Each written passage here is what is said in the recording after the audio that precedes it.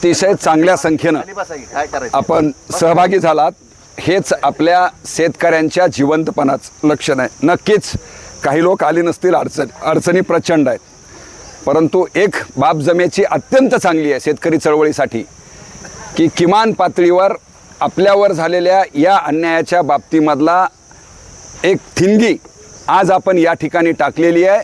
ही नक्कीच उद्या सबंध महाराष्ट्राचा वणवा पेटवणार आहे। हे आपल्या शेतकऱ्यांच्या एकजुटीमधून आज अख्खे महाराष्ट्र बघणार आहे, लक्षात ठेवा तुम्ही।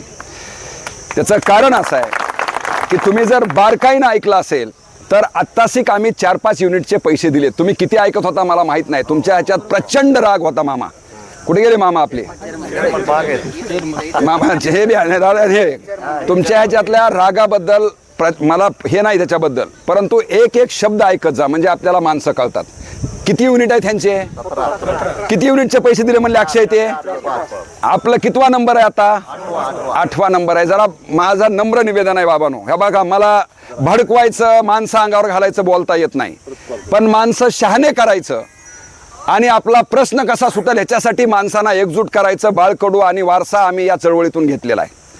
थोड्या वेळासाठी जमलेल्या माणसाला भडकवायचं, कुणाच्या तरी अंगावर घालायचं आणि प्रश्न भडकवायचा, याच्यासाठी आम्ही येत नाही आहेत। आणि म्हणून तुम्ही ऐकलं असेल आत्तापर्यंत आम्ही 4 युनिटचे पैसे देत आलेलो आहेत, आता हळूहळू आम्ही देत आलेलो आहेत। कल्पना करा 6 दिवसानंतर तरी आपले पैसे येतील याची कुणाला जर खात्री असेल तर इथंच थांबू आपण। एकाला बी आहे का खात्री? कुणाला नाही ना? बरोबर आहे। मग आता ह्याच्यावरून आपल्याला आपल्या आंदोलनाचं पुढचा टप्पा आपल्याला ठरवावं लागणार आहे आपल्या लोढा साहेब, बरोबर आहे लोंढे साहेब। आणि ह्या बाबतीमध्ये आपल्याला एकच करावं लागणार आहे की तारखा किती दिल्या आबांनी मागा सांगितलं।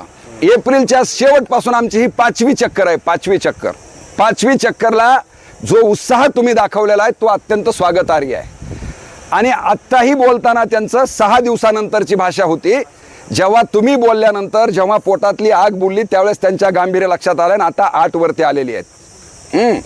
पण 8 वर आले त्याच्या गाफीलमध्ये आपल्याला राहून चालणार नाही बाबांनो।